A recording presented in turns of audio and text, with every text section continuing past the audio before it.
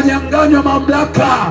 Wewe unayefanya dhambi utatolewa katika sehemu yako.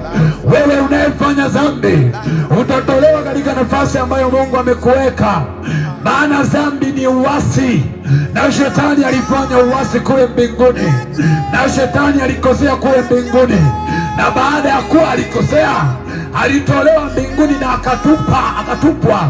Hata wewe unavyokosea rafiki yangu, hata wewe unapotenda dhambi rafiki yangu, unafanya uasi, na huo uasi unaofanya unamchukiza Mungu, na unapomchukiza Mungu rafiki yangu, kumbuka utatolewa kwenye sehemu yako.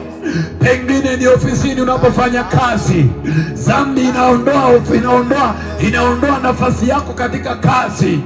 Pengine katika ndoa, dhambi inaondoa nafasi yako katika ndoa.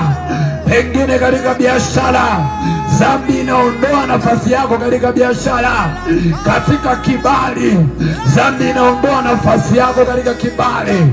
Dhambi inaondoa kukubalika. Dhambi ni mbaya rafiki yangu, dhambi ni mbaya.